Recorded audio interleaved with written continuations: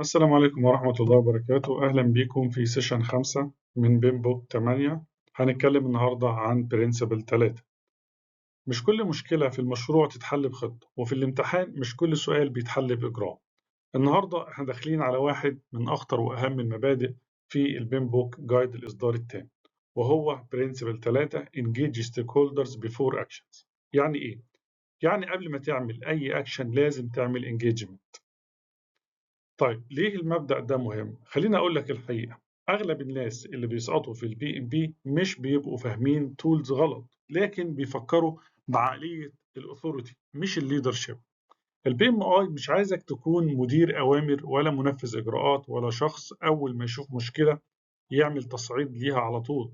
البي ام اي عايزك تكون سيرفنت ليدر، يعني تسمع قبل ما تتكلم وتفهم قبل ما تحكم وتشرك الناس قبل ما تاخد قرار.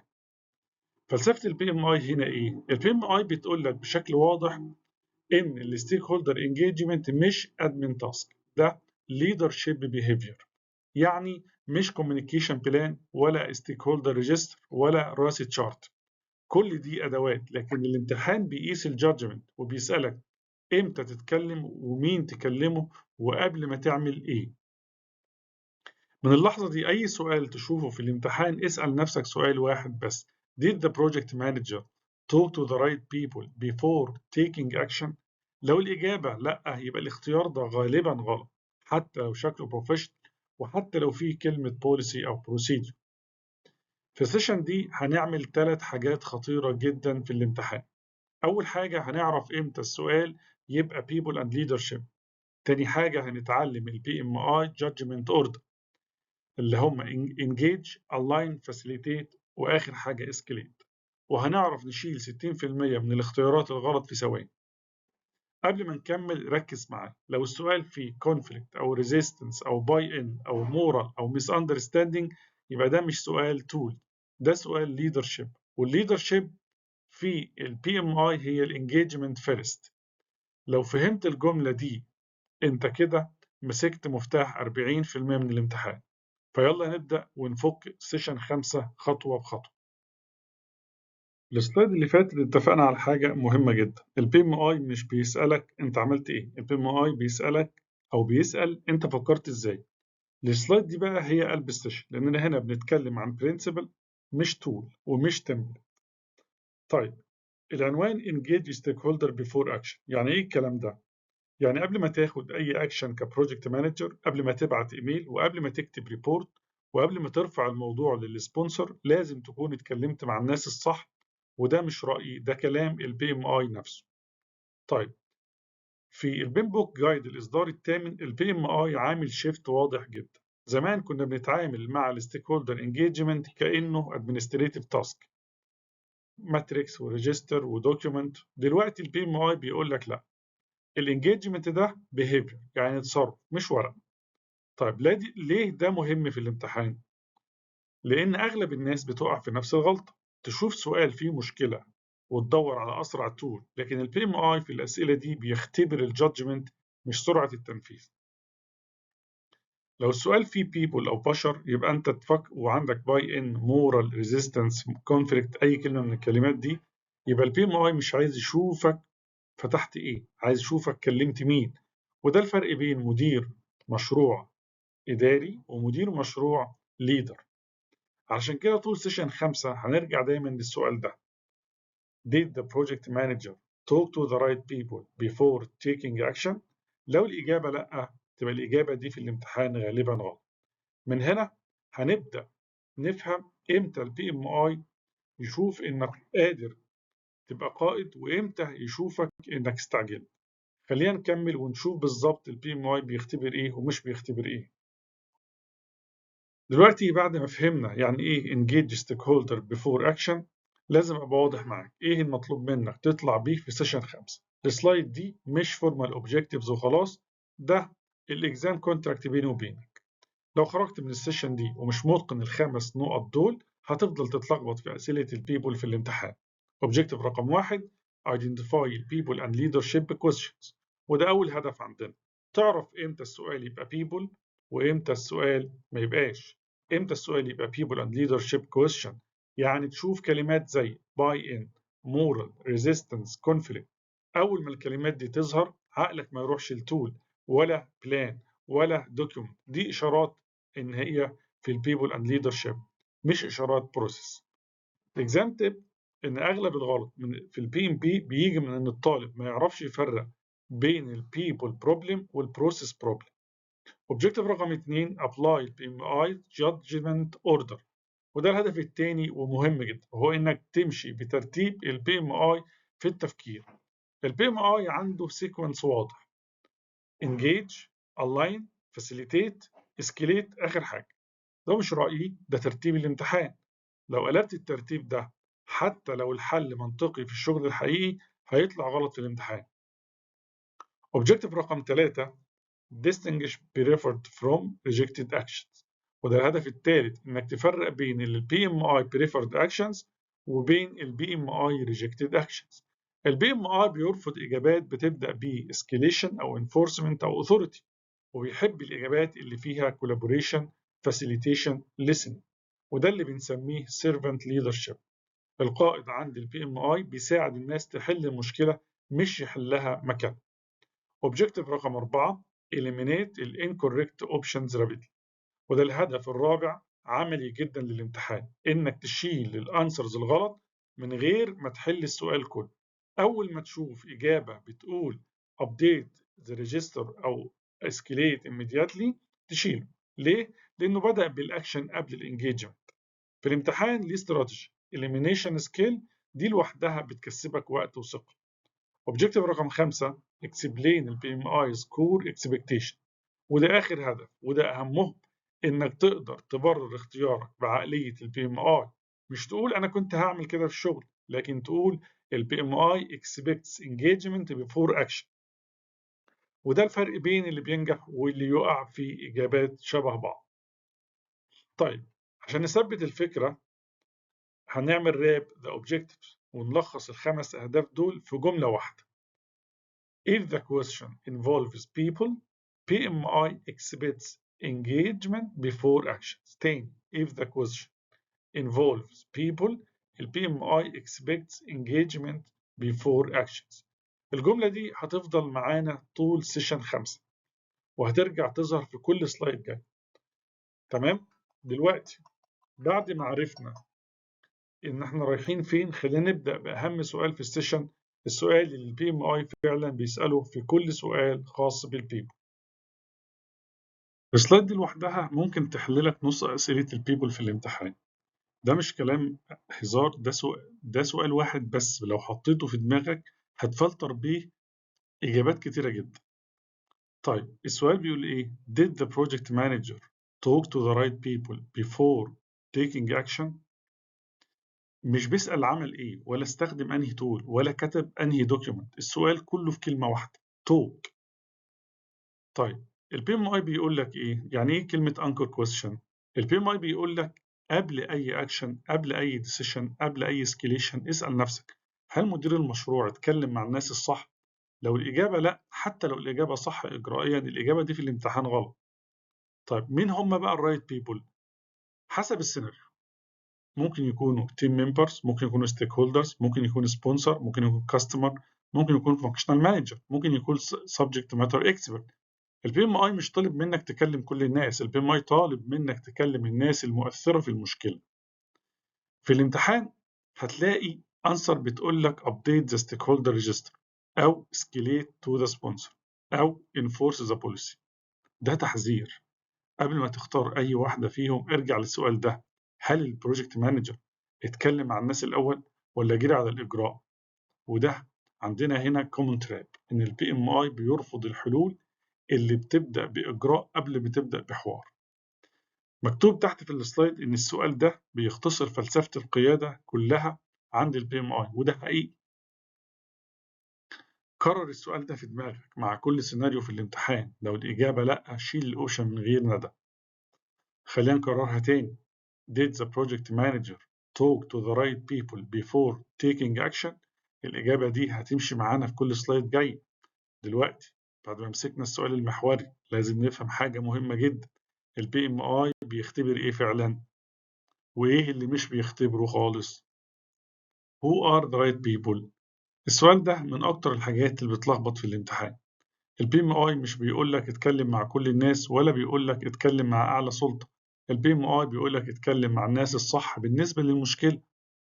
طيب الكور بي ام اي رول هي كونتكست، كلمة مهمة جدا. كلمة كونتكست السياق، يعني مين الرايت بيبل بيعتمد على نوع المشكلة اللي في السؤال، ودي مهارة امتحانية مش سهلة بس هنعملها دلوقتي ببساطة.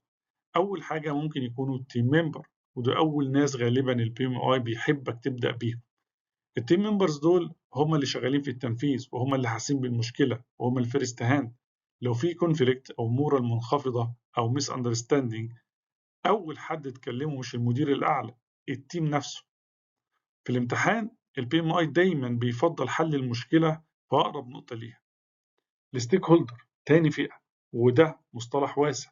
أي حد متأثر أو مؤثر في المشروع، لو في ريزيستنس أو باي إن أو لاك أوف باي إن، يبقى لازم تفهم مين الستيك هولدر اللي واقف ضدك وليه. البي ام اي مش عايزك تتخانق، البي ام اي عايزك تفهم وتالاين. السبونسر مش أول محطة، ودي نقطة امتحانية خطيرة. البي ام اي بيشوفك قائد لما تحاول تحل الأول وبعدين تلجأ للسبونسر لو فعلا محتاج ديسيشن أو سبورت. الكومن تراب اللي بيبدأ بالسبونسر مباشرة غالبا بيقع في فخ في الامتحان. الكاستمر في بعض السيناريوهات الكاستمر هو الرايت بيرسون، خصوصا لو المشكلة في اكسبكتيشن أو اكسبتنس أو بنفيتس. البي ام اي بيحب يشوفك تكلاريفاي بدل ما تفترض. الفانكشنال مانجرز مهمين لما المشكلة تكون في ريسورسز أو بريوريتيز أو افيلابيلتي، مش في كونفليكت شخصي. يعني لو السؤال عن الريسورس الوكيشن مش عن البيهيفير، ساعتها الفانكشنال مانجر بيبقى رايت بيرسون. السبجكت ماتر اكسبرت آخر فئة، ودول لما المشكلة تكنيكال اور سبيشاليزد، البي ام اي بيشوف ده ذكاء قيادي، انك تقول انا محتاج اكسبرت مش هفتي. طيب الكي رول بقى خليني اقولها لك كده بصوت واضح. البي ام اي لا يكافئ اللي بيكلم اعلى سلطة، البي ام اي بيكافئ اللي يكلم انسب شخص. لو لقيت اجابة بتقول سكريبت وسبونسر من غير ما يكون فيه محاولة للتواصل مع الناس المتأثرة، شيله، لان انت ما كلمتش ذا رايت بيبول يت. طيب دلوقتي عرفنا مين هم الرايت بيبول، السؤال اللي بعده بقى البي ام اي اصلا بيختبر ايه وبيستبعد ايه؟ What BMI is really testing. السلايد دي لو فهمتها هتوفر على نفسك تعب كتير في الامتحان، لأن معظم الطلبة بتدخل البي ام بي وهي فاكرة إن البي ام اي بيختبر مين حافظ أكتر، وده غير صحيح. البي ام اي is not testing إيه؟ الجزء اللي على الشمال. خلينا نبدأ بالحاجات اللي البي ام اي مش بيختبرها. البي ام اي مش داخل يشوف الكوميونيكيشن بلانز ولا الستيك هولدر ريجسترز ولا الراسي تشارتس ولا دوكيومنتيشن ستيبس ولا البروسيس ميمورايزيشن. ليه؟ لأن البي ام اي مفترض إن الأدوات دي موجودة أصلا. الامتحان مش اختبار دوكيومنتيشن، الامتحان اختبار قيادة. important. تمام، حاجة مهمة جدا إن البي ام اي assumes the tool already exists، بيفترض إن الأدوات أصلا موجودة. طيب البي ام اي أصلا تيستنج إيه؟ بيختبر إيه بقى؟ ده الجزء اللي على اليمين. بيركز على 5 حاجات أساسية. أول حاجة الجادجمنت اوردر، هل عرفت تاخد القرار بالترتيب الصح، انجيج الأول ولا سكريت على طول؟ تاني حاجة الليدرشيب بيهيفير، البي ام اي بيشوفك قائد ولا مانجر إداري، هل بتسمع ولا بتؤمر؟ تالت حاجة الهيومن انجيجمنت تايمنج، مش بس عملت إيه لكن إمتى عملته. نفس الفعل ممكن يبقى صح أو غلط حسب التوقيت. رابع حاجة السيرفنت ليدرشيب مايند سيت، البي ام اي بيحب السيرفنت ليدرشيب أو بيحب السيرفنت ليدر اللي بيساعد الناس تحل المشكلة مش يفرض الحل. خامس حاجة collaborative problem solving، البي ام اي دايما بيفضل الكولابوريشن على الكونفرونتيشن، حل جماعي قبل قرار فردي. لو شفت answer بيقول لك update the register أو follow the communication plan، اسأل نفسك هو ده judgment ولا ده إجراء؟ لو إجراء قبل ما يكون في engagement الإجابة دي غالبا غلط. طيب خلينا نلخص السلايد دي في جملة واحدة، إن ال PMI evaluate how and when you choose to act not what documents you have. بيevaluate إيه؟ أنت إزاي فكرت مش إيه اللي أنت كتبته. دلوقتي بعد ما فهمنا ال PMI بيختبر إيه، لازم بقى نعرف ال PMI بيحب يمشيك على أنهي طريق تفكير بالظبط. فتعال نشوف ال Thinking Pattern المفضل عند ال PMI. The Mindset Shift PMI Demand. هنا السلايد دي بالذات لو ما عملتش شيفت في دماغك هتفضل تختار إجابات غلط حتى لو فاهم المنهج. ليه؟ لأن ال PMI بيطلب منك تفكر بطريقة مختلفة عن الإدارة التقليدية.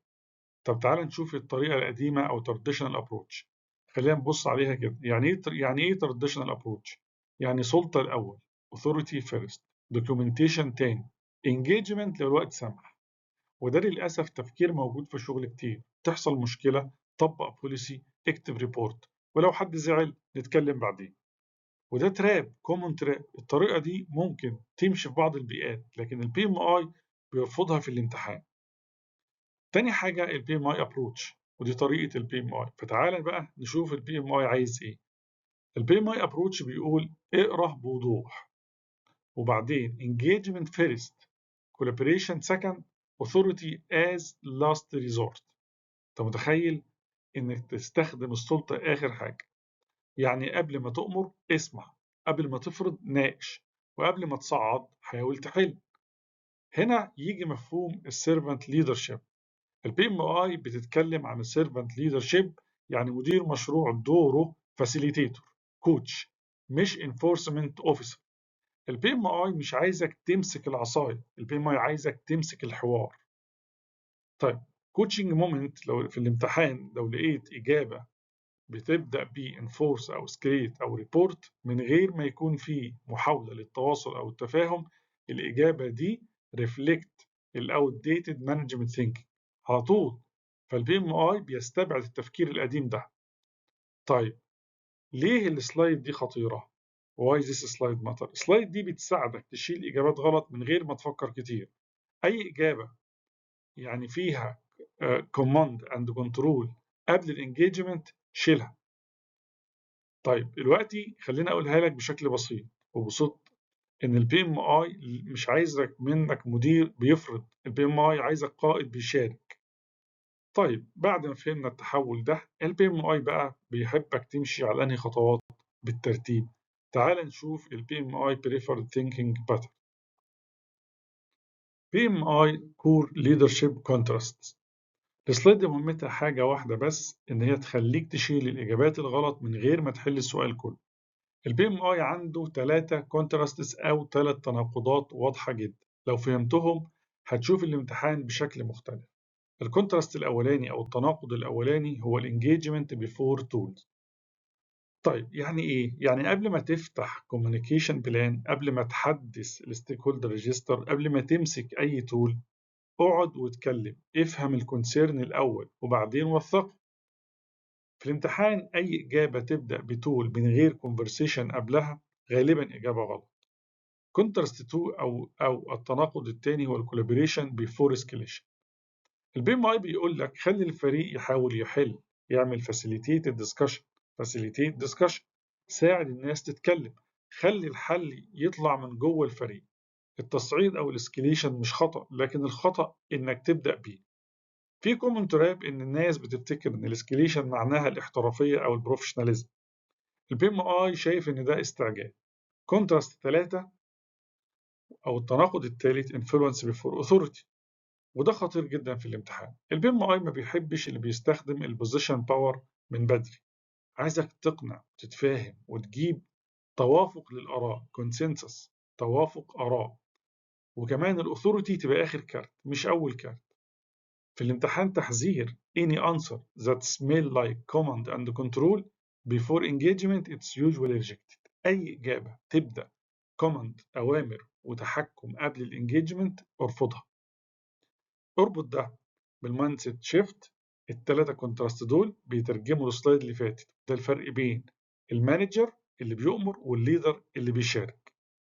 خلينا نلخص في جملة سهلة: take before you write، collaborate before you escalate، influence before you command. يعني اتكلم قبل ما تكتب، تعاون قبل ما تعمل تصعيد، وinfluence before you command. لو الإجابة ماشية عكس الجملة دي إجابة غلط. في الامتحان لو اخترت بين إجابتين اختار اللي فيها conversation collaboration influence وسيب اللي فيها tool authority escalation. طيب بعد ما عرفنا الكونتراستس والتناقضات البي ام اي بقى بيحبك تمشي بأنهي ترتيب خطوات بالظبط. تعال نشوف السيكونس اللي البي ام اي دايما بيرجحه. البي ام اي preferred thinking pattern. السلايد دي لازم تتحفظ مش تتفهم بس. ليه؟ لأن دي مش ستيبس عشوائية، ده decision making algorithm. البي ام اي بيستخدمها وهو بيكتب أسئلة الامتحان. أي سؤال فيه ناس أو people الالجوريزم ده شغال في الخلفية. framing the pattern. البي ام اي هنا واخد بين بوك 8 برنسبل 3 انجيج ستيك وحوله لخطوات عمليه. يعني بدل ما تقول انا قائد وخلاص البي ام اي بقى بيقول لك طب امشي بالترتيب ده عشان تبقى قائد. ستيب 1 ايدنتيفاي الافكتد ستيك هولدر. اول خطوه يعني مين متاثر بالمشكله، مين صوته مهم، مين لازم يكون موجود في النقاش. لو غلطت في الخطوه دي كل اللي بعدها هيبقى غلط لان انت ما اتكلمتش مع الرايت بيبل. في الامتحان البي ام اي دايما بيبدا باقرب ناس للمشكله. ستيب 2 understand الانترست اند كونسيرنز. تاني خطوه هنا البي ام اي بيختبر الليسننج مش التوكينج. ليه؟ عايز يدور في ليه في ريزيستنس، ليه في كونفليكت، ليه في كونفيوجن. مش هتعرف الاجابه إلا لما تسمع كويس. مش كل اعتراض بيكون عناد، احيانا بيكون خوف واحيانا مس اندرستاندينج. لازم تنزل وتفهم وتسمع من الناس وتحاول توصل لمخاوفهم واسباب اعتراضهم. ستيب 3 communicate and align. يعني توضح الاكسبكتيشنز والكونسترينز والاوبجكتيفز. البي ام اي بيحب يشوفك بتعمل الاينمنت مش انفورسمنت. ما تضغطش، تأمرش. الالاينمنت يعني نفهم بعض، نتوافق مع بعض، مش نمشي غصبا عن بعض. ستيب 4 facilitate resolution. هنا دورك كبروجكت مانجر مش تحل المشكلة بنفسك لكن تخلي الفريق يحل. بتعمل فاسيليتيشن مش كوماند. لو الحل طلع من الفريق البي ام اي بيشوف ان ده ليدرشيب حقيقي. ستيب 5 escalate if collaboration fails. ومهم قوي نفهمها صح. الاسكيليشن مش غلط لكنه اخر خيار. اللي بيبدأ بالتصعيد ده في تحذير مهم جدا في الامتحان. الاسكيليشن is acceptable only after engagement and facilitation fail. يعني لما اكون حاولت ان انت تعمل engagement وتعمل facilitation وفشل فهنا تعمل اسكيليشن. يبقى الوقت عشان reinforcement نحفظ بالترتيب ونقولهم مع بعض كده: identify understand align facilitate escalate. لو قلبت الترتيب الإجابة غلط. لو شفت إجابة في الامتحان بتقفز من ستيب 1 لستيب 5 مباشرة تشيلها حتى لو مكتوبة بشكل بروفيشنال. دلوقتي عرفنا البي ام اي بيحب يمشيك ازاي خطوة بخطوة. تعالى نشوف بقى ايه الأنماط اللي البي ام اي بيرفضها تماما. Why the sequence matters. السلايد دي بتجاوب على السؤال المهم اللي في دماغ أي واحد: ليه البي ام اي معقد الموضوع كده؟ ليه ما نختصر ونصعد وخلاص؟ الإجابة ببساطة لأن البي ام اي مش بيدور على السرعة، البي ام اي بيدور على الفعالية. فهنا إيه المنطق في يعني منطق البي ام اي في بيلدينج ذا لوجيك؟ البي ام اي شايف إن كل خطوة في السيكونس بتبني حاجة.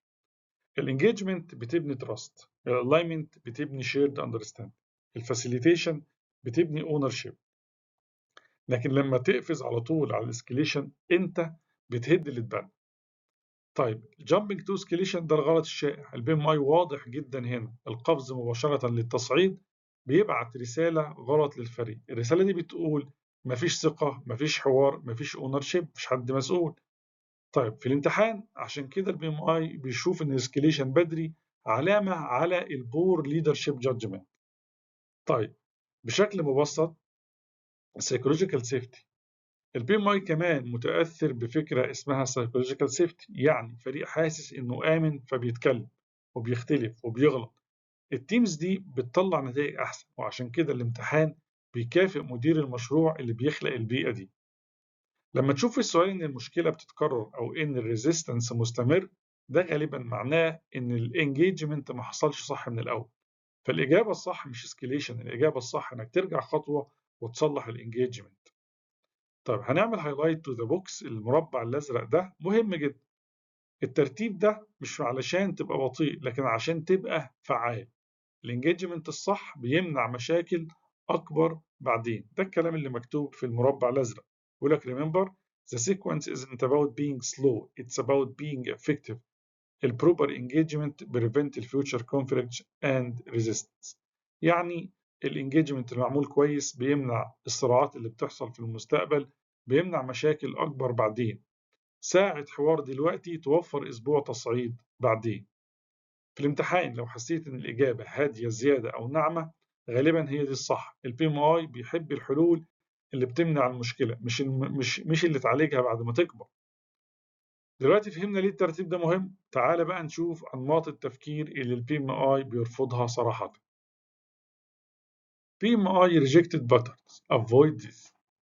السلايد دي مهمتها حاجة واحدة بس، تخليك تشيل إجابات غلط في ثواني. البي ام اي بيقرر رفض الأنماط دي بشكل ثابت في الامتحان. باترن واحد immediate escalation، وده أول باترن مرفوض. يعني إيه؟ يعني أول ما تحصل مشكلة أجري على السبونسر أو السينيور مانجمنت. البي ام اي شايف إن ده ضعف قيادة. قاعدة في الامتحان، لو الاسكيليشن حصلت من غير محاولة تحل فيها على مستوى الفريق، الإجابة غالبا غلط. باترن 2 rule enforcement without discussion، يعني تستخدم بوليسي كونتراكت ستاندرد من غير ما تفهم الستيك هولدر كونسيرن. البي ام اي مش ضد القوانين، لكن ضد استخدامها كبديل للحوار. في كومون تراب انك تفولو ذا بوليسي قبل ما تسمع الناس، ده غلط. باترن 3 بوزيشنال اوثوريتي فيرست، يعني تقول انا مدير المشروع وخلاص. البي ام اي ما بيحبش الكوماند اند كنترول مايند سيت. البي ام اي عايز انفلونس مش عايز انتميديشن. يعني في الامتحان الاثوريتي بتستخدم اخر حاجه مش اول حاجه. باترن 4 reporting people، وده يعني حاجه مش كويسه خالص في الامتحان، انك توثق اداء ضعيف او ريزيستنس قبل الكوتشنج وقبل السبورت. البي ام اي بيشوف ان ده تصعيد مقنع. في الامتحان improvement، محاولة التحسين مهمة جدا قبل الدوكيومنتيشن مش بعده. طيب خليني أقولها لك بقى، إن أي إجابة بتبدأ بإسكليت أو انفورس أو ريبورت أو كوماند من غير انجيجمنت الأول تشيلها. لو حسيت إن الإجابة قوية زيادة أو حازمة زيادة، راجع نفسك. البي ام اي بيرفض القوة قبل الحوار. بعد ما عرفنا إيه اللي البي ام اي بيرفضه، تعال نشوف إشارات الامتحان اللي أول ما تشوفها تعرف إن السؤال people. What these rejected pattern signals. فاكرين الأنماط اللي قلنا البي ام اي بيرفضها، اللي هي الاميديت اسكليشن والرول انفورسمنت والاثوريتي فيرست؟ السؤال هنا بي ام اي بيرفضهم ليه اصلا؟ السلايد دي بتقول لك الإجابة. سيجنال واحد بور ليدرشيب جادجمنت. أول حاجة الأنماط دي بتعملها إنها بتبان إن أنت عندك بور ليدرشيب جادجمنت، فقير في القيادة والحكم. يعني مدير المشروع مش عارف إمتى يتكلم وإمتى يتدخل. البي ام اي متوقع منك إنك تحس بالموقف، مش كل مشكلة تتحل بالتصعيد. في الامتحان البروجكت مانجر الشاطر يعرف إمتى انجيجمنت بشكل مطلوب. سيجنال 2 بريك داون اوف تراست، ودي تاني إشارة خطيرة. لما تصعد بدري أو تطبق الرولز من غير نقاش، الفريق بيبدأ يحس إنك شايفهم خصوم مش شركاء. البي ام اي شايف إن الثقة هي أساس الشغل، ومن غير تراست مفيش كولابوريشن. سيجنال 3 failure to apply the principle، يعني أنت حافظ البروسيس لكن مش فاهم البرنسبلز. بيمبوك 8 بقى برنسبل بيزد. البي ام اي دلوقتي بيسأل هل تصرفك ده بيعكس الانجيج ستيك هولدر ولا لا. في الامتحان السلوك أهم من الإجراء. طيب تعال نهايلايت ذا اكزام رول في المربع الأزرق، والمربع ده لازم يتحفظ. بيقول لك escalation is acceptable only after engagement and facilitation attempt fail. يعني بعد الاسكليشن مسموح بعد ما الانجيجمنت والفاسيليتيشن يفشلوا، وده بيجي في من 60 ل 70 من أسئلة البيبل. يعني لو السؤال في ناس القاعدة دي شغالة. خليك فاكر دايما ان البي ام اي مش بيسألك انت تعرف تعمل ايه، البي ام اي بيسألك امتى تعمل ايه. فلو شفت rejected pattern ده معناه واحد من ثلاثة، يا ضعف في الجادجمنت، يا كسر في الثقة، يا عدم تطبيق البرنسبلز. طيب دلوقتي بقيت تعرف ايه اللي PMI بيرفضه وليه. تعال بقى نشوف إشارات الامتحان اللي أول ما تشوفها تعرف إن السؤال ده People and Leadership. Exam Signal Recognition أو Pattern Recognition. السلايد دي مهمة جدا. ليه؟ لأنها بتعلمك إزاي تميز نوع السؤال في أول 5 ثواني. قبل ما تفكر في الإجابة لازم تعرف ده سؤال People ولا Process. The Golden Rule، القاعدة الذهبية. أول ما تشوف الكلمات دي انسى الأدوات، انسى الخطط، وفعل سيشن 5 لوجيك. ماشي، واكتبهم ورايا. Write this down. Signal, people and leadership, engage before action. Signal 1 conflict between team members. أول كلمة conflict between team members دي معناها إيه؟ interpersonal conflict. الPMI هنا مش عايز policy ولا escalation. الPMI عايز facilitation وconflict resolution. طيب exam reaction بقى، كلمة conflict اتكلم مع الناس الأول. شوف كلمة conflict في الامتحان، اتكلم مع الناس الأول. سيجنال 2 stakeholder resistance، دي تاني إشارة. resistance معناها مفيش باي ان. الPMI متوقع منك تفهم ليه المقاومة موجودة، مش تكسرها بالقوة. English term influence engagement alignment. سيجنال 3 lack of buy-in، دي علامة واضحة جدا إن الانجيجمنت ما كانش كفاية. فالإجابة الصح مش تعديل الخطة، الإجابة الصح ترجع تانجيج الناس. في كومن تراب إن الابديتنج دوكيومنتس لا تساوي الباي إن. سيجنال 4 تيم مورال از لو. مورال الأخلاق مشكلة بشرية مش مشكلة سكيدول. البيما هنا بيدور على الليدرشيب بيهيفير. في الامتحان المورال بتساوي سبورت كوتشنج listening. سيجنال 5 misunderstanding regarding expectation، ودي آخر إشارة معناها الكوميونيكيشن جاب. البي ام اي مش عايز سند ايميل وخلاص، البي ام اي عايز ديالوج وعايز كلاريفيكيشن. كلاريفاي expectations والاين اندرستاند. لو شفت أي كلمة من دول اوعى تبدأ تفكر في التولز، ابدأ فكر في مين، ليه، ازاي نتكلم. خلينا نلخصها: conflict, resistance, buy-in, moral, misunderstanding، كلهم معناهم حاجة واحدة: people problem engagement first. دلوقتي بقيت تعرف امتى السؤال people. تعالى بقى نطبق الكلام ده في أسئلة امتحان حقيقي. What this signal mean؟ بعد كل اللي فات هنختصر الكلام ده كله. أول ما تشوف الإشارات اللي فاتت ده سؤال people and leadership مش سؤال tool.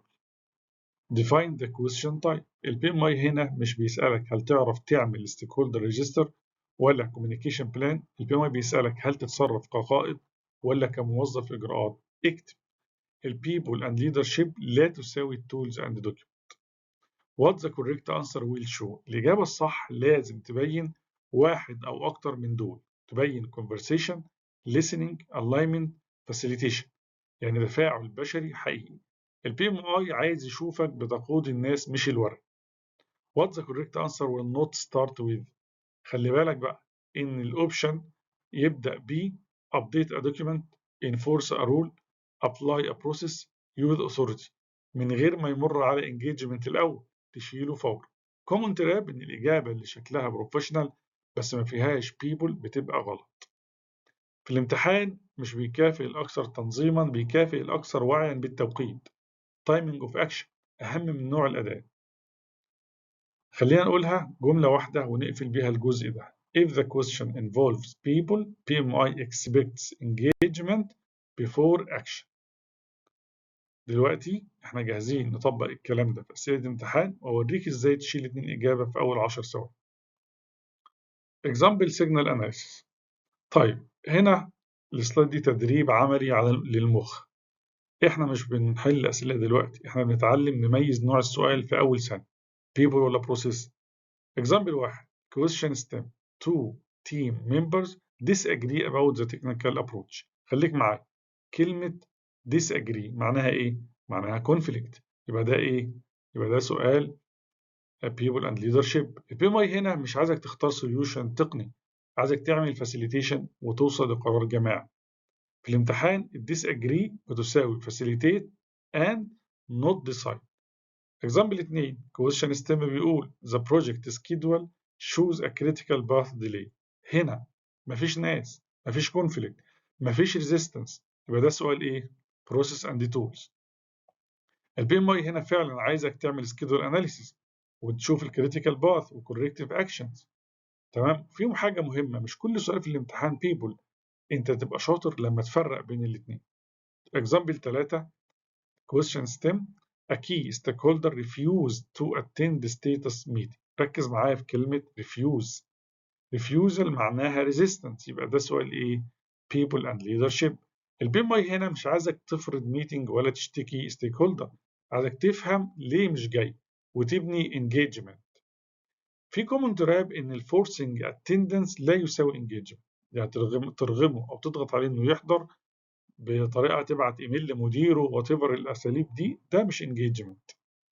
طيب الباترن لوك ان، خلينا نلخص الثلاثه. تثبيت النمط disagree people، delay process، refuses people. الكلمات هي اللي بتقودك. أكبر غلطة في الامتحان إنك تحل السؤال قبل ما تصنفه.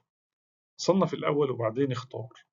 دلوقتي بعد ما فهمنا الإشارات جاهزين ندخل على أسئلة البي ام بي كاملة ونطبق سيشن 5 لوجيك خطوة بخطوة. Applying the thinking pattern الديسيشن فريم ورك. السلايد دي مهمة جدا لأنها بتحول فلسفة البي ام اي لإكزام استراتيجي تمشي بيها في أي سؤال، يعني مش إحساس ومش تخمين، دي خطوات واضحة. ستيب 1 أو الخطوة الأولى إنك تريد الكويستشن وتايدنتيفاي الستيك هولدر سيجنالز، يعني تقرأ كويس السؤال بس مش قراءة عادية، اقرأ ودور على السيجنالز، الكونفليكت، الريزيستنس، المورال، الميس أندرستاندينج. الإكزام تيب هنا إن أول قراءة هدفها التصنيف مش الحل. ستيب 2 كلاسيفاي تايب people ولا process decision. يعني تاني خطوة إنك تسأل نفسك سؤال واحد، هل المشكلة في الناس ولا في الخطة؟ لو في الناس تبقى people and leadership، لو في السكيدول أو الكوست تبقى process. الكومن تراب إنك تحل السؤال قبل ما تصنفه. ستيب 3 evaluate الأوبشنز، وهنا تابلاي الجادجمنت اوردر فلتر. في ثالث خطوة إن أنت بتشغل البي ام اي جادجمنت اوردر، هل الإجابة بدأت بانجيجمنت ولا قفزت على الأثوريتي مباشرة؟ هل في حوار ولا أوامر؟ الإنجليش ترم اللي بنستخدمه هنا الجادجمنت اوردر فلتر.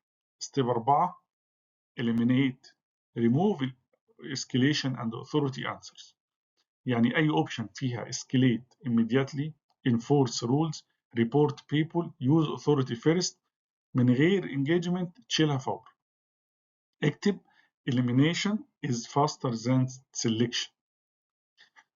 ستيب 5 انك تسلكت الانسر، انك تشوز الانجيجمنت فيرست اوبشن، ودي اخر خطوه. اختار الاجابه اللي بتبدا بالناس، بالليسننج، بالديالوج، بالالاينمنت، بالفاسيليتيشن، حتى لو مش اسرع حل هو الحل الصح عند البي ام او. يبقى الفول فريم ورك ريكاب، خلينا نقولها مع بعض. read، classify، evaluate، eliminate، select. لو مشيت بالخمسة دول مش هتتلخبط. الناس اللي بتغلط في النوع ده من الأسئلة بيفكروا في الحل قبل ما يفكروا في الناس، والبي ام مش عايز كده، البي ام عايز العكس. دلوقتي معانا فريم ورك واضح، تعال نستخدمه في أسئلة البي ام بي بشكل كامل ونشوف ازاي بيشتغل في الواقع. هنتكلم هنا عن الكومن اكزام ترابس، وخلينا اقول لك حاجه بمنتهى الصراحه، الامتحان مش صعب علشان الاسئله صعبه، الامتحان صعب علشان الاجابه الغلط شكلها حلو. اول تراب the efficient trap، وده اول فخ، اجابه تحسها سريعه حاسمه ومرتبه. زي ايه؟ ابعت ايميل يذكر الجميع بالقواعد. المشكله مفيش انجيجمنت، فالتراب هنا ان فاست مش هي الرايت. التراب رقم 2 الاثوريتي تراب، وهنا الإجابة اللي بتبدأ ب as a project manager تحس إنك قوي، بس البي ام اي شايفك متسرع. في الامتحان الأثوريتي without influence حاجة غلط. تالت تراب هو الدوكيومنتيشن، الإجابة تركز على update البلان أو ريجستر. البي ام اي مش ضد التوثيق، بس ضد التوثيق بدل الحوار. document support engagement they don't replace it. الدوكيومنتيشن بيساعد في الانجيجمنت لكنه ما بيحلش محلها. رابع تراب escalation، ودي الإجابة اللي بتجري على السبونسر من أول المشكلة. البي ام اي بيشوف ده عجز في القيادة. السكيليت اونلي افتر كولابوريشن فيلز، يعني لما تفشل في عملية الكوبريشن والتعاون والحوار اعمل اسكليشن.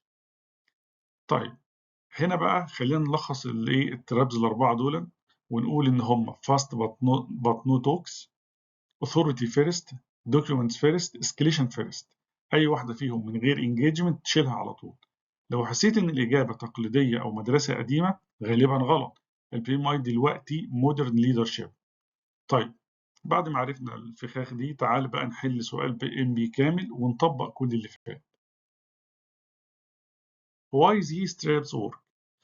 السلايد دي انا بحبها جدا لانها بتقول لك حاجه مهمه. انت مش بتغلط علشان انت مش فاهم، انت بتغلط علشان اجابات الغلط شبه الواقع جدا.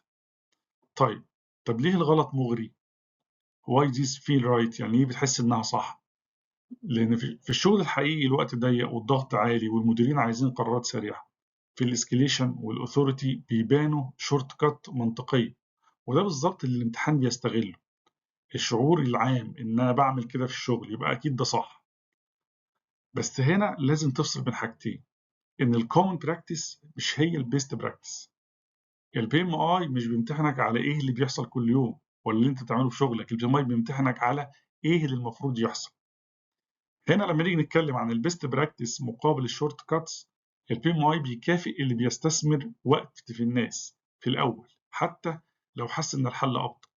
ليه؟ لان الانجيجمنت في الاول بيقلل الكونفليكت بعدين وبيسرع التنفيذ على المدى الطويل. الفرونت لودنج انجيجمنت بيسموها كده، الفرونت لودنج انجيجمنت، يعني اعمل انجيجمنت في الاول مع الناس وبعد كده هيقل الكونفليكت لوحده. طيب ببساطه الابحاث او من ناحيه الريسيرش انجل بتقول ايه؟ الابحاث بتقول ان الفرق بين انك تعمل انجيجمنت في الاول وان انت بتعمل اسكيليشن بدري هو بالظبط بيحصل نتيجه للكونفليكت بعد شويه والصراعات اللي بتظهر. وان الفرق اللي فيها حوار وثقه بتسلم بشكل اسرع وبمشاكل اقل، وعشان كده الامتحان متصمم كده. لو لقيت نفسك بتفكر وتقول وانت في الامتحان بس ده مش واقعي، افتكر ان البي ام اي تيست البيست براكتس نوت الديلي بريشر رياكشن. طيب يبقى الترابس دي بتشتغل، انا عايزك تثبت كده في ذهنك ان الفخاخه دي بتشتغل لانها شبه الواقع، بس الامتحان عايزك اعلى من الواقع. تمام؟ دلوقتي بعد ما فهمنا ليه بنغلط وليه البي ام اي بيختار كده، جاهزين بقى نشوف ايه اللي هيحصل في الامتحان ونشوف ازاي نتجنب الفخاخه دي عمليا. The engagement imperative، يعني حتمية الانجيجمنت. لحد دلوقتي احنا قلنا engage before action، بس السؤال الطبيعي بقى يعني engage ازاي؟ اعمل ايه كبروجكت مانجر؟ السلايد دي بتجاوب عليه. behavior رقم 1 او السلوك الاول انك تبقى active listening، يعني تسمع علشان تفهم مش تسمع علشان ترد. البي ام اي متوقع منك تفهم وجهة نظر الستيك هولدر كاملة قبل ما تقترح حل وقبل ما تاخد قرار. ففي الامتحان الليسننج هي الليدرشيب او بتساويها. behavior رقم 2 او السلوك الثاني انك building الكونسنسس، يعني تاني سلوك ان انت تبني توافق الاراء. مش معناها ان الكل يكون مبسوط 100%، لكن معناها ان الكل فاهم وموافق يمشي. البي ام اي بيحب يشوف الشيرد اندرستاندينج مش فرض راي. يعني الكونسنسس مش معناها الانونيمous اجريمنت، يعني موافقه بالاجماع، مش معناها كده. behavior رقم 3 facilitating discussion، ويعني تخلق مساحه امنه الناس تتكلم فيها. انت هنا مش جادج، مش بتحكم ولا بص، انت فاسيليتيتور بتسهل على الناس.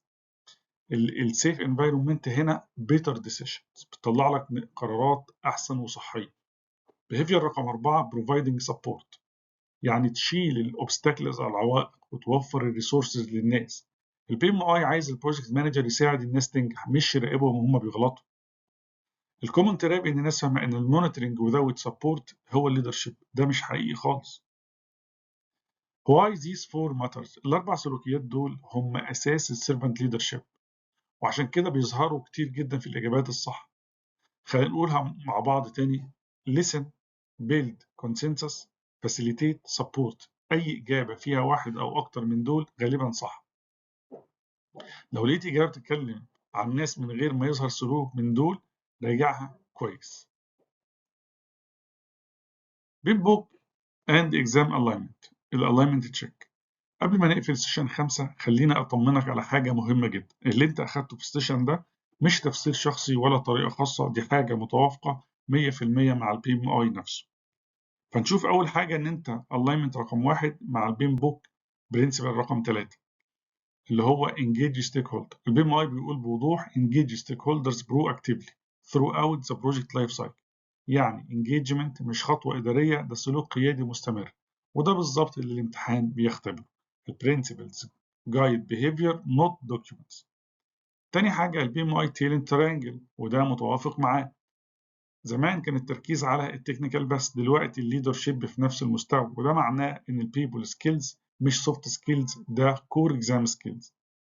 الالاينمنت رقم 3 مع البي ام بي اكزام كونتنت اوتلاين، ودي رقم مهم تحفظه ان البيبل دومين حوالي 42% من الامتحان، يعني تقريبا نص الامتحان كولابوريشن وليدرشيب وتيم داينامكس مش دوكيومنتيشن. فالبيبل دومين اكبر من التولز دومين في الويت والاهميه. طيب what this means for you، يعني ايه الكلام ده ليك؟ يعني لما تختار اجابه بتبدا بالناس، انت مش بتغامر، انت ماشي مع البي ام اي فيلوسفي. لو احترت بين اجابتين، واحده تكنيكال وواحده بيبل سنتر، في 80% من الحالات اختار البيبل سنتر. سيشن 5 مش سيشن منفصل، ده قلب بين بوك 8، ودي روح امتحان البي ام بي. What سيشن 5 does not teach. طيب intentionally excluded، احنا في حاجات متعمدين شلناها وعشان نفهمك انها بتمنع خطأ شائع جدا عند الناس والطلبة. في ناس تخلص سيشن 5 وتقول طب فين الكوميونيكيشن بلان، فين الستيك هولدر ماتريكس؟ والإجابة مش هنا، لأن احنا what is intentionally excluded، إن في حاجات متعمدة ما اتعملتش هنا، زي الكوميونيكيشن بلان تمبلتس والستيك هولدر اناليسيس ماتريكس والراس تشارت كونستراكشن والكونفليكت ريزوليوشن تكنيكس والنيجوشيشن تاكتكس. مش لانهم مش مهمين، لكن لانهم مش محور السيشن ده.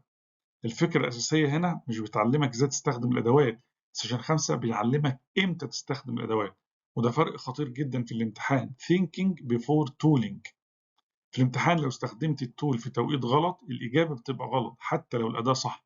البي ام اي مش بيمتحنك على معرفتك بالأدوات، ده بيمتحنك على الجادجمنت. فسيشن 5 هي الأساس الفكري، السيشنات اللي بعدها هتشرح الأدوات، لكن من غير سيشن 5 الأدوات دي هتبقى فخ. The Leadership Decision Foundation. خلينا نقفل سيشن 5 بفكرة واحدة بس، إن السيشن دي مش بتعلمك إجابة سؤال، دي بتغير طريقة تفكيرك في كل أسئلة البيبر. طيب وات سيشن 5 ريلي از؟ سيشن 5 بيدي لك منتال فريم ورك، يعني نظام تشغيل مش برنامج واحد. كل سؤال في ناس بيعدي على النظام ده الاول. decision making framework. the operating system analog. التشبيه الاساسي ان خلي بالك من التشبيه ده، سيشن 5 زي الاوبريتنج سيستم، السيشنات اللي بعده هي الابلكيشن. ما ينفعش تشغل برنامج من غير نظام تشغيل، الادوات من غير مايند سيت بتتحول لفخ. لو دخلت الامتحان من غير السيشن 5 مايند سيت هتحتار بين اجابات شكلها صح، لكن لو النظام ده شغال الاجابات الغلط هتسقط لوحدها. الجادجمنت eliminate distraction. طيب اهم بقى حاجه، خلينا نقول جمله واضحه ان if the question involves people PMI expects engagement before actions. لو افتكرت الجمله دي في الامتحان نص الاسئله هتتحل لوحدها باذن الله. من السيشن الجاي هنبدا نشتغل على الابلكيشن ستيك هولدر تولز والكوميونيكيشن تولز والكونفليكت تولز، بس دلوقتي انت معاك الاساس الصح. سيشن 5 مش عشان تحفظها، ده عشان تعيشها وتعيش بيها. لو استوعبتها كويس البي ام بي هيبقى اسهل مما تتخيل. memorize these core principles الكي تيك اويز. السلايد دي مش شرح، دي حاجات تتحفظ زي ما هي. لو دخلت الامتحان وما عندكش غير السلايد دي في دماغك هتعدي اسئله الناس او البيبل. تيكي رقم 1 people problems are leadership problems.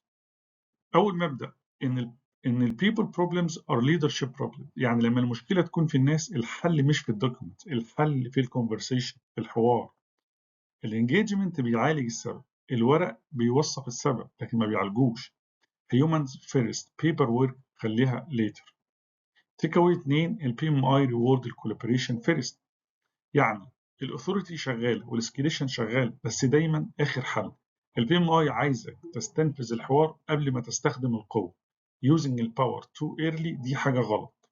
تيك اواي 3 tool support engagement، يعني الكوميونيكيشن بلان والستيك هولدر ريجستر دي كلها ادوات مساعده لكن عمرها ما تعوض الليسننج والانتر اكشن. tools enable relationships they don't replace them. تيك اواي 4 escalation is last resort، وده اخر مبدأ، لما تطلع لفوق بدري البي ام اي بيشوفك فشلت. تمام، وده مستواك في القياده قليل، فجرب الالاينمنت والفاسيليتيشن قبل ما تدخل مانجمنت.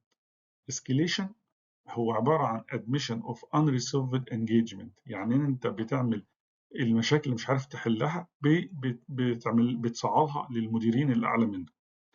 خلينا نلخص الأربعة في سطر واحد ونقول people talk align facilitate escalate. سيشن 5 المفروض كده داخل على انها تنتهي، بس اللي فيها لازم يفضل شغال في دماغك. افتكر دايما if the question involves people ال PMI expect engagement before action. the one sentence rule، لو ما طلعتش من سيشن 5 غير بجملة واحدة تبقى هي الجملة دي. if the question involves people PMI expects engagement before action. If the question involves people, PMI expects engagement before action. احفظ أي سؤال فيه ناس conflict, resistance, moral, misunderstanding ال PMI مش مستني منك إجراء ولا document ولا escalation. ال PMI مستني منك engagement، يعني listening، يعني conversation، يعني alignment، يعني facilitation. وانت في الامتحان أول ما تمسك تبص على الأسئلة اكتب الجملة دي او حطها في دماغك، سكراتش بيبر، اي حاجه خليها قدامك. كل ما تحتار بين اجابتين ارجع لها. اي اجابه تجري على اكشن من غير ما تعدي على انجيجمنت تشطبها فورا، تعملها اليمينيشن. سند ان ايميل، ابديت ا بلان، سكيليت تو سبونسر، انفورس ا رول، كل ده.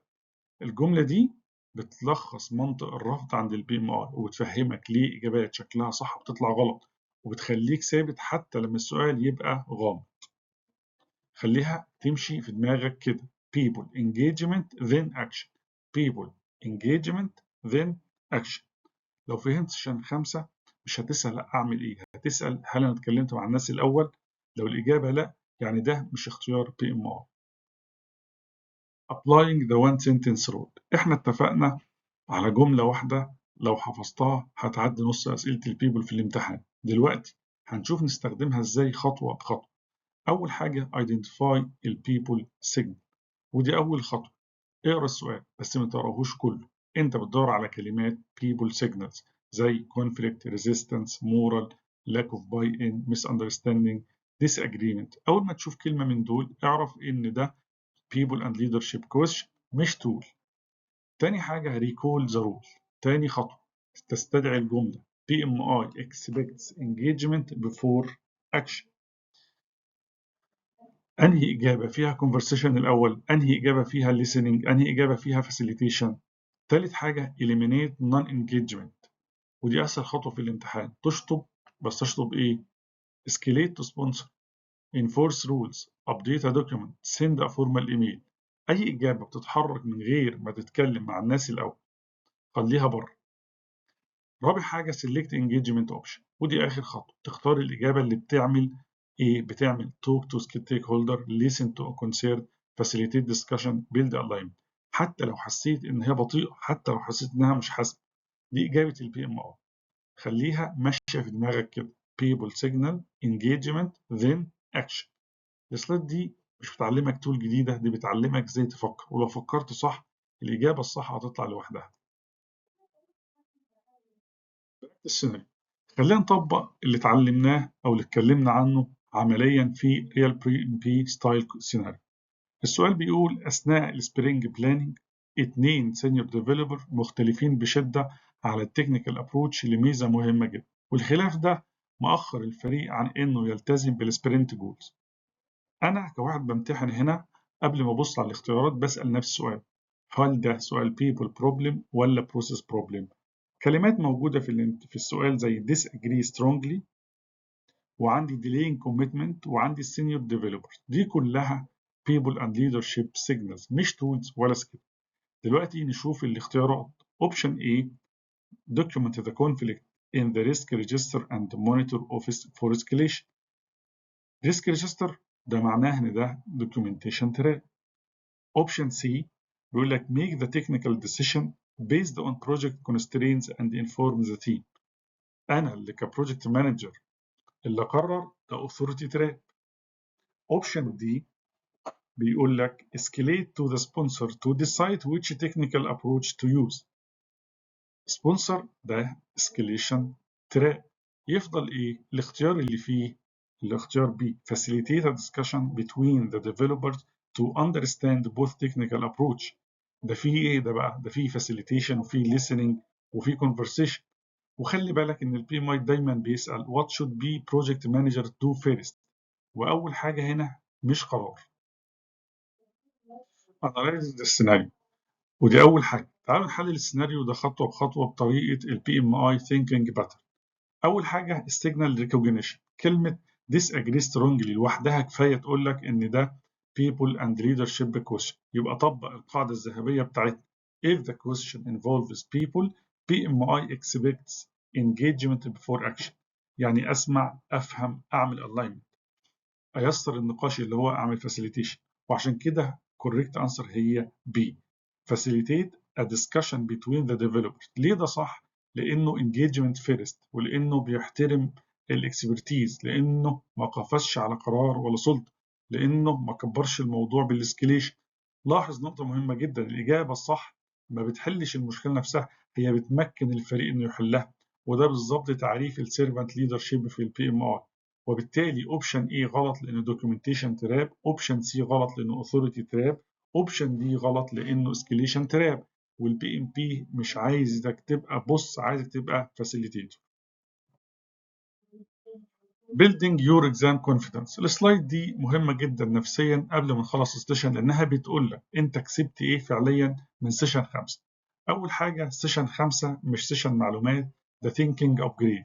لما تتقن البرنسبل 3 engage stakeholder before action، طريقة تعاملك مع الامتحان كله بتتغير. خلينا نفهم الأرقام اللي قدامنا. 42% people domain، يعني حوالي 42 من الامتحان البي ام بي بيقيس الليدرشيب والستيك هولدر مانجمنت والتيم داينامكس. يعني تقريبا نص الامتحان بيعتمد على انك تفهم البيبل سيتويشن مش التولز. سيشن 5 هو المفتاح للجزء ده. طيب 60% كويك اليمينيشن. لما تتعلم البي ام اي ريجكتد باترنز والاثوريتي تراب والاسكليشن تراب والدوكيومنتيشن تراب، هتقدر تشيل 2 اختيارات غلط في ثواني حتى قبل ما تفكر بعمق. وده بيوفر وقت وبيوفر طاقة وبيركز على الأسئلة الأصعب. طيب 85% confidence increase. الثقة بتيجي من إنك فاهم ليه الاختيار صح، مش بس حافظ نموذج إجابة. بعد سيشن 5 مش هتتلخبط بين اختيارين شكلهم منطقي، هتسأل نفسك سؤال واحد بس: Did the project manager engage the right people before acting؟ لو الإجابة لأ، يبقى الاختيار ده بره. الخلاصة إن سيشن 5 بيخليك تدخل الامتحان هادي وعارف إن عندك فلتر ذهني، مش بتجري ورا تفاصيل. أنت مش بتجاوب أسرع بس، أنت بتجاوب أذكى، وده بالظبط اللي البي ام اي عايزه منك. هنا هنتكلم عن يور نيكست ستيب أو خطة عملك بعد سيشن 5، لأنك دلوقتي فهمت المايند سيت بتاعت والسؤال وتثبته إزاي. البي ام اي مش عايزك تسمع وتنسى، عايزك تتمرن لحد ما التفكير يبقى تلقائي. فخلينا نمشي خطوة بخطوة. أول حاجة براكتس سيجنال ريكوجنيشن، وده أول تدريب حقيقي. هات حوالي 20 سؤال بي ام بي قبل ما تبص على الاختيارات. اسأل نفسك ده people and leadership ولا tools وبروسيس. لو لقيت conflict وريزيستنس ومورال وباي ان، يبقى أنت 100% people domain. الهدف هنا مش السرعة، الهدف الدقة. ستيب 2 memorize the judgment order. لازم التسلسل ده يبقى محفوظ زي اسمك engage align facilitate escalate. واكتبه بإيدك وكرره بصوت عالي وعلقه قدامك، لأن الامتحان بيسألك مش هتعمل إيه، بيسألك إمتى تعمل إيه. تالت حاجة apply the one sentence rule. ده القانون الذهبي. If the question involves people, PMI expects engagement before action. طبق الجملة دي على 10 أسئلة براكتس وشوف إزاي بتشيل اختيارات غلط فورا. لو الاختيار escalation authority documentation من غير conversation بطلعه بره على طول. ستيب 4 teach someone else. أقوى اختبار للفهم إنك تشرح لغيرك. اشرح برنسبل 3، اشرح one sentence rule، اشرح الجادجمنت اوردر كستادي بارتنر، زميل حتى لنفسك بصوت عالي. التدريس بيحول المعلومة لنولج. الغريزة بتبقى موجودة جواك. الخلاصة إن سيشن 5 مش سيشن يتذاكر مرة واحدة، ده ثينكينج هابت وليدرشيب فلتر وإكزام ويبون. لو عملت الأربع خطوات دول جزء كبير من الامتحان هيبقى أندر كنترول. في السيشن الجاي هنبدأ نشوف إمتى نستخدم تولز بعد ما المايند سيت بقى مظبوط. بعد السيشن ده انت مش مجرد واحد بيعرف يحل اسئله PMP. سيشن 5 انتهى، انت بدات تفكر زي PMI. PMI بيفرق جدا بين مدير مشروع بيتحكم عند كوماند اند كنترول ومدير مشروع بيقود ليدر. والسيشن دي كانت كلها عن النقله دي. الرساله الاساسيه ان خلي الجمله دي دايما في دماغك. If the question involves people, PMI expects engagement before action. ودي مش جملة حفظ، ده فلتر قرار. أي سؤال في ناس، في مقاومة، في خلاف، في مورال، في باي إن، اسأل نفسك فورا فين الانجيجمنت، فين الكونفرسيشن. لو مش موجودين الاختيار غلط. انت اتعلمت ايه فعلا هنا؟ اتعلمت في سيشن 5 فهمت الاثوريتي فيرست ثينكينج ده مرفوض، وفهمت الانسيرفنت ليدرشيب ده مطلوب، وفهمت ان الاسكيليشن ده اخر حل، وفهمت ان التولز بتدعم القرار مش بتاخده. وده اللي بيفرق بين الباسنج سكور من الاكسبشنال بيرفورمانس. وانت داخل الامتحان ثق في الجادجمنت اوردر وشيل الريجكشن باترنز بسرعه، واختار الانجيجمنت فيرست انسرز بثقه.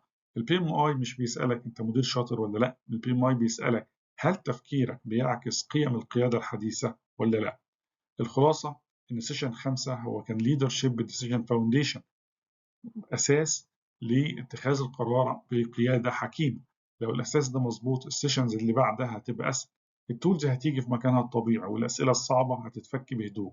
كده سيشن 5 خلصت، واللي جاي هنبدا نبني فوق الاساس ده. فيا ريت تكون جاهز للسيشن اللي بعده. اتمنى ان انت تكون وصلت معايا لحاجه.